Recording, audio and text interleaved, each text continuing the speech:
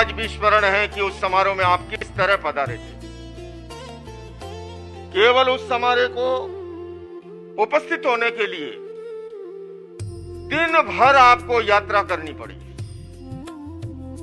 और आपने कहा जाता है न कि जब ऊपर वाला देता है तो छप्पड़ फाड़ करके देता है।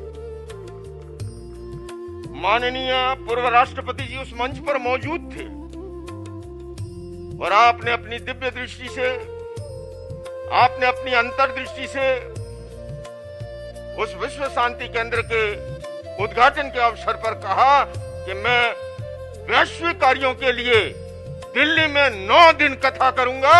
और आज वो क्षण, आपका दिया हुआ वचन साकार हो रहा है भारत की राजधानी,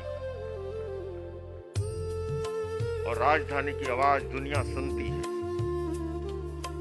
इस समय केवल भारत देश नहीं, दुनिया को पूज्य मोरारी बापू जैसे दिव्य तपस्वी संतों के संदेश की जरूरत है।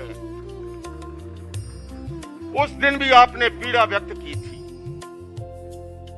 कि मैं चाहता हूं एक ऐसी कमेटी बने जहां भी युद्ध हो, जहां भी संघर्ष हो, और वो ऐसी शक्तिशाली कमेटी जिसमें सभी धर्मों के साथ साथ देश और दुनिया की प्रख्यात हस्तियां हो, और उस युद्ध और संघर्ष को खत्म करने के लिए वो committee.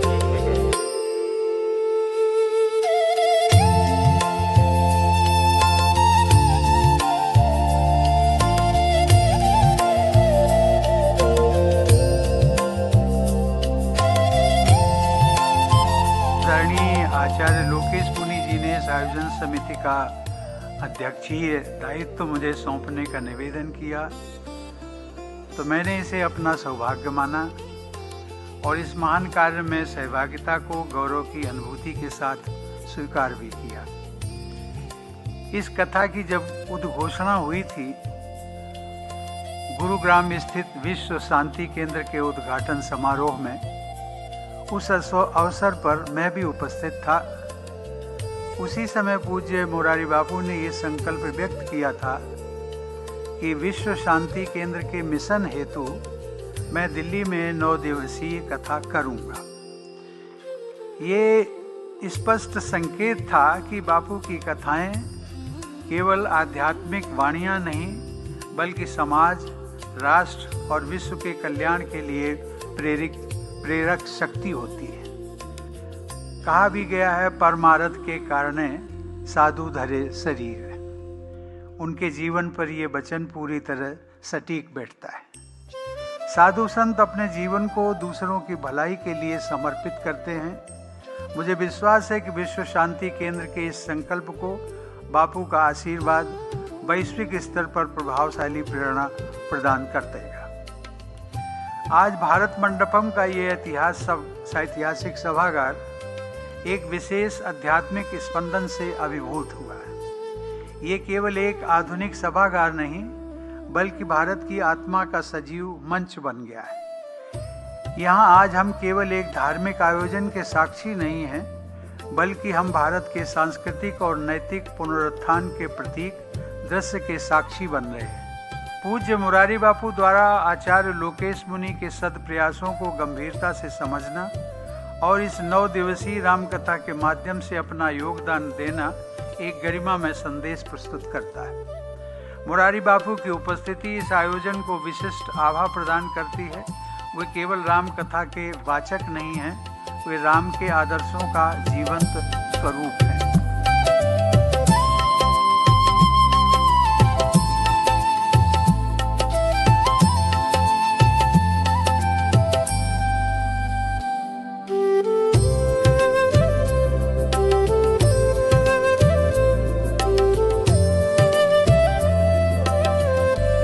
Thank every one of you for this great devoted effort. Such events strengthen not only individual faith, but also social harmony and cultural continuity. May these 9 days of Ram Katha will fill our hearts with peace, our minds with clarity, and our lives with purpose. If anybody is living, anybody is eating, anybody wants to live, there must be a good purpose behind it. Simply coming, living, eating, sleeping, going back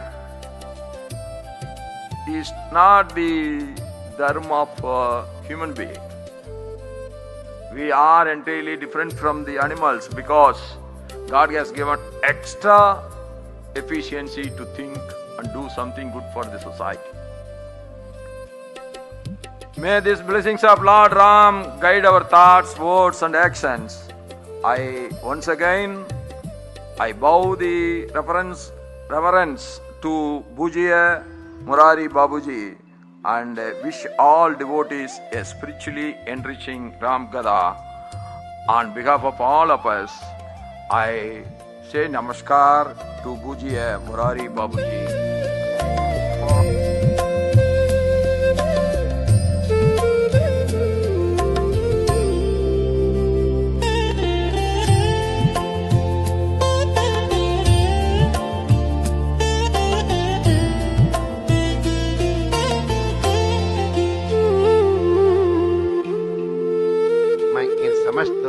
महापुरुषों के चरणों में वंदन करता हुआ समस्त जैन आचार्यों का, समस्त ऋषियों का, भाष्यकारों का और उनके निरूपण करने का एक सरल उपाय पूज्य बापू के रूप में उनका नमस्कार करके अपने में कृतार्थता की अनुभूति करता हूँ। उन्हें जी, आपने सेतु बांधने का जो कार्य किया है, इसके लिए आपको भी और आपके जितने भी सहयोगी गण हैं उनको साधुवाद देने में कंजूसी नहीं करना चाहता हूँ।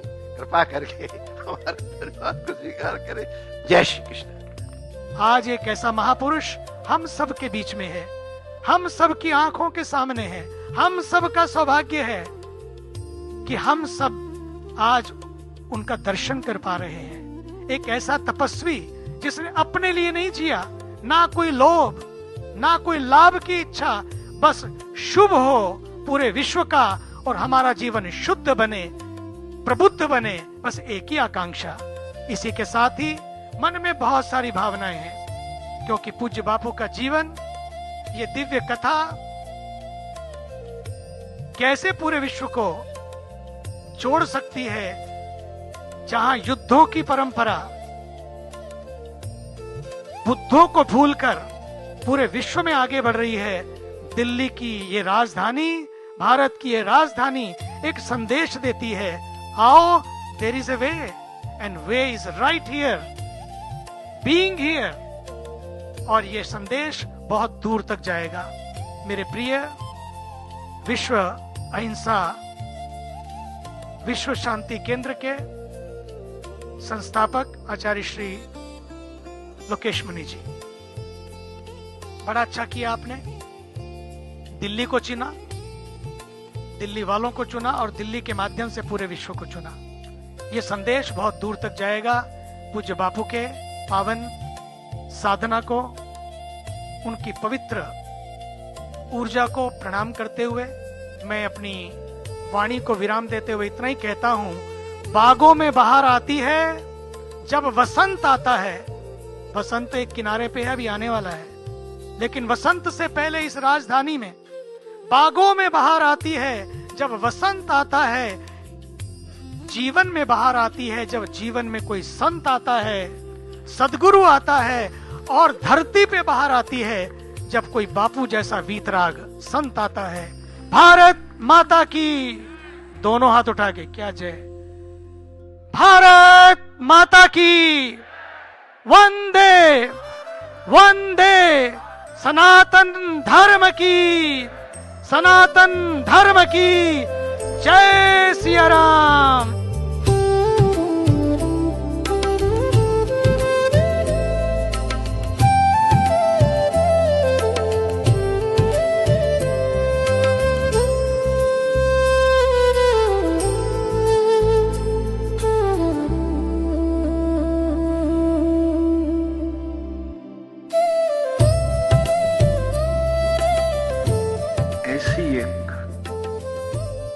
आध्यात्मिक महापुरुषों की कमेटी गठित हो,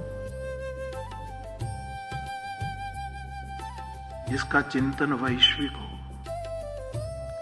लाभ के लिए नहीं, विश्व के शुभ के लिए हो। और जहां जहां संघर्ष है, युद्ध है, हिंसा है, जो भी हो रहा है, वहां जाकर जो देश लड़ रहे हैं उसी बॉर्डर पर बैठकर हम अनुष्ठान करें। और मैं आपके संग, आपके पीछे पीछे आऊंगा। आपने तो कहा कि इस कमेटी के अध्यक्ष आप बने, लेकिन मेरी ये औकात नहीं, मेरी ये क्षमता नहीं। मैं जरूर आपके पीछे पीछे आऊंगा। और आप जो कर रहे हैं देश विदेश में, मैं साक्षी हूं। और सभी धर्मों के प्रति आपका जो औदार्य है उसको मैं बार बार प्रणाम करता हूं। आपके कारण हम भारत मंडपम में हैं।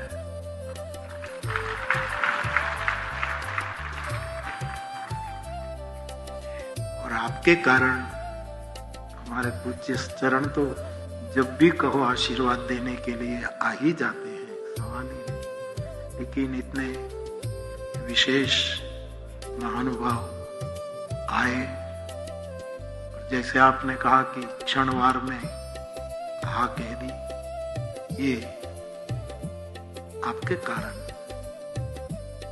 आए हैं। मुझे प्रसन्नता है।